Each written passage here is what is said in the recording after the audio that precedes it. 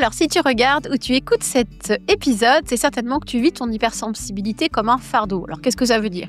En général, c'est déjà des émotions qui te submergent régulièrement, un mental qui tourne à 100 à l'heure, des pensées négatives qui impactent ta confiance en toi, une charge mentale forte, une fatigue, etc., etc. Alors peut-être que tu as essayé plein de choses, peut-être que tu as lu pas mal de bouquins en développement personnel, que tu essayes d'avoir une pensée un peu plus positive, mais pourtant, c'est toujours aussi compliqué à vivre pour toi dans ta vie perso ou professionnelle. Très souvent, on oublie une clé, c'est notre corps. Et en fait, c'est ton corps qui va te permettre vraiment de faire de ton hypersensibilité une force. Et c'est ce que je vais t'expliquer dans cet épisode.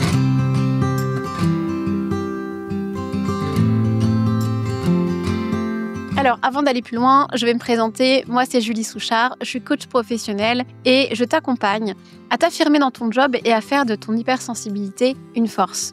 Je publie un épisode à peu près tous les 15 jours sur ma chaîne YouTube et sur mon podcast « Faire de ton hypersensibilité une force ». Et j'organise très régulièrement des masterclass. J'en ai fait une il n'y a pas longtemps sur la charge mentale qui a eu beaucoup de succès. Et là, la prochaine portera sur les émotions. Si tu veux t'inscrire, n'hésite pas, je te mets le lien en description de cet épisode. Alors, quand on est hypersensible, en général, on commet 2 erreurs assez classiques. La première, c'est de se concentrer sur les émotions.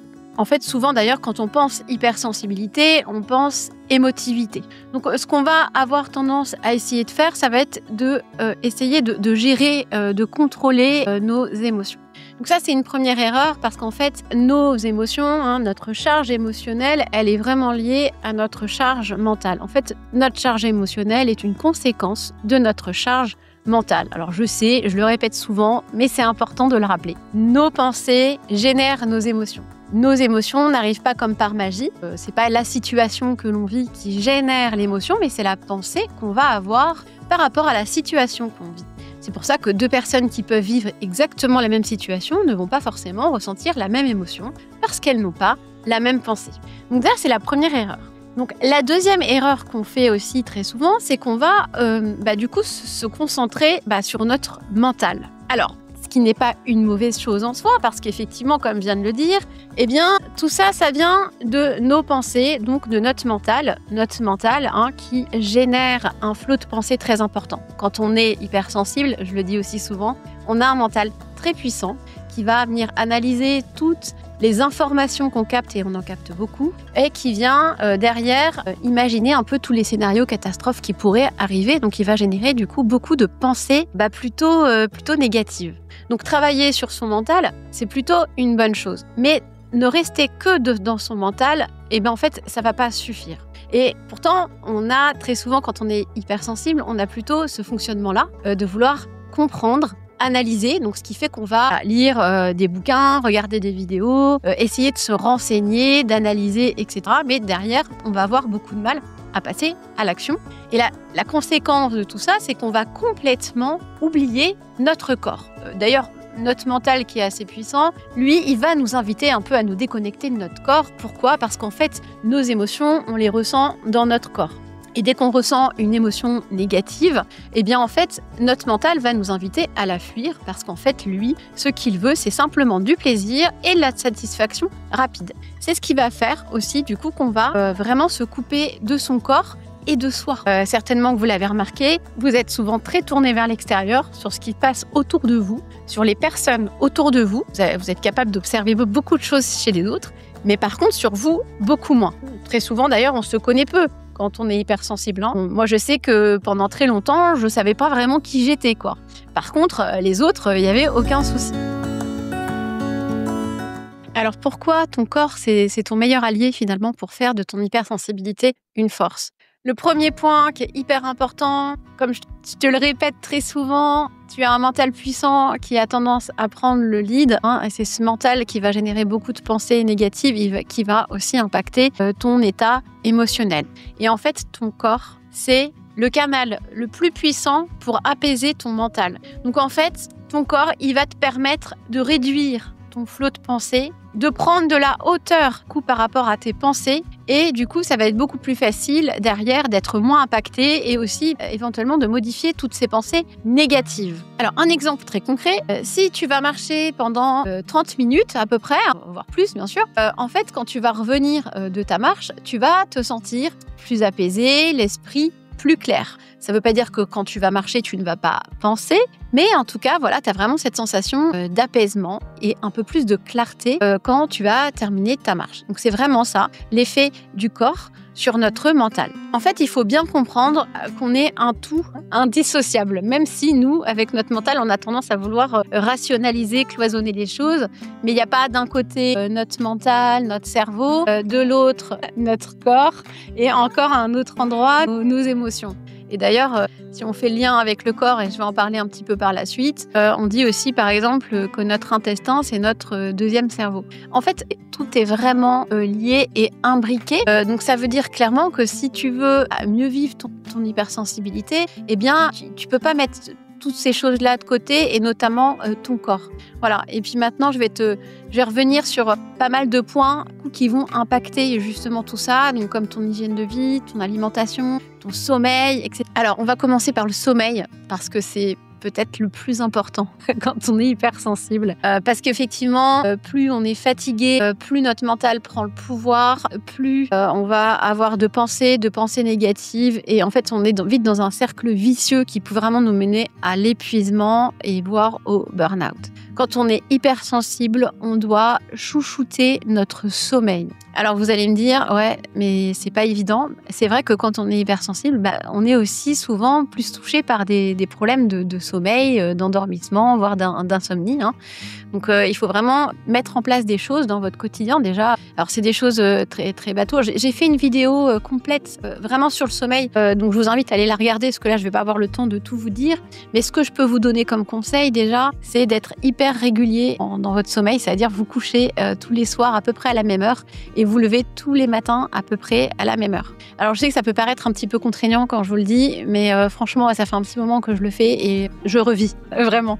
Donc voilà, et puis aussi il y a un truc qu'on entend souvent, vous le savez certainement, mais je vais quand même le dire, couper les écrans une bonne heure avant de dormir et d'ailleurs profiter de cette heure pour ritualiser un petit peu des choses, une routine de sommeil, un peu comme pour les enfants. Alors ensuite, il y a aussi effectivement l'alimentation. Alors ça, c'est pareil, on sous-estime vraiment l'impact de l'alimentation sur notre système nerveux, la régulation de nos émotions, mais ça a vraiment un impact fort. Donc ce qu'on va manger, par exemple si on mange très sucré, qu'on boit régulièrement de l'alcool, qu'on mange énormément de produits transformés, ça impacte très négativement tous nos systèmes nerveux. Alors attention, ça ne veut pas dire qu'il faut plus se faire plaisir, que vous n'avez pas du tout, vous avez plus du tout le droit de manger des choses sucrées ou de ne plus du tout boire d'alcool. Mais en tout cas, plus vous allez tendre vers ça, mieux vous allez vous sentir. Et c'est pareil, ça va impacter aussi votre sommeil. C'est pareil, ça va être un cercle vertueux. Je compte faire une vidéo spécifiquement là-dessus. En fait, dans mon programme, il y a un atelier collectif sur les troubles justement physiques liés à l'hypersensibilité, donc qui est animé par une naturopathe et qui revient particulièrement justement sur l'impact de l'alimentation et ce qui peut nous aider, des aliments qui peuvent nous aider à nous sentir mieux. Voilà, je pense que je vais l'inviter très prochainement pour faire une petite vidéo en lien avec tout ça. Mais en tout cas, voilà, essayez de faire attention à ça parce que c'est pareil, l'alcool aussi, ça impacte énormément notre énergie physique, émotionnelle. Alors, un autre point important, c'est l'activité physique. En fait, le fait de se mettre en mouvement, ça va faire circuler l'énergie, ça va libérer des hormones du bien-être. Bref, ça va vraiment vous impacter positivement. Et quand on est hypersensible, c'est hyper important d'avoir une activité physique régulière. Alors attention, activité physique, ça ne veut pas dire tout de suite un sport, danse, etc. Vous n'êtes pas forcément obligé de vous inscrire à la salle de sport ou autre. Enfin, vous pouvez si vous avez envie. Mais par exemple, de ritualiser la marche dans votre quotidien, c'est quelque chose qui peut vraiment déjà vous faire beaucoup de bien. Donc en fait, ce qui va fonctionner, ça va être vraiment l'approche globale. C'est ce que j'ai mis en place dans mon programme. Donc qu'est-ce que ça veut dire ? Ça veut dire qu'on va travailler bien sûr sur le mental, sur nos fameuses pensées, mais on va aussi travailler sur les émotions. On va aussi effectivement travailler sur le corps parce qu'en fait, tout est lié. Et surtout, on va, parce que là, c'est souvent aussi quelque chose qui est compliqué, on va travailler sur le passage à l'action. Parce qu'en fait, pour obtenir des résultats concrets et durables, ce qui va vraiment vous aider, ce qui va fonctionner, c'est de mettre en place des nouvelles habitudes. Ça peut être aussi supprimer quelques habitudes, mais surtout de créer de nouvelles habitudes. Et ça, là-dessus, quand on est hypersensible, c'est hyper compliqué parce que, encore une fois, on est très dans notre mental, on réfléchit beaucoup, mais on a beaucoup de mal à agir. Peut-être que d'ailleurs, vous vous dites que vous manquez de volonté, que vous n'avez pas de discipline, etc. Alors non, je vous rassure, c'est pas ça.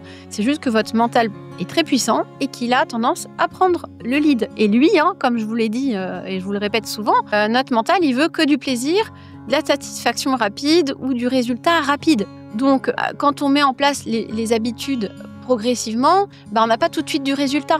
Donc voilà, souvent c'est compliqué. Et donc là-dessus, je vous aide aussi beaucoup en mettant en place du coup aussi beaucoup de mécanismes de soutien pour vous aider justement à passer à l'action. Et en fait, moi j'ai vraiment créé le programme que j'aurais voulu trouver à l'époque. Donc dans ce programme, en fait, moi je vous propose un cadre, des outils, des experts aussi, parce que moi je ne suis pas experte en tout, donc j'ai décidé de faire appel à des expertes donc sur le sujet de l'hypersensibilité. Et puis surtout, moi je vous aide via les séances individuelles justement à passer à l'action. Et donc du coup, vous avez plein de mécanismes de soutien, parce que vous avez effectivement le côté collectif via les ateliers collectifs.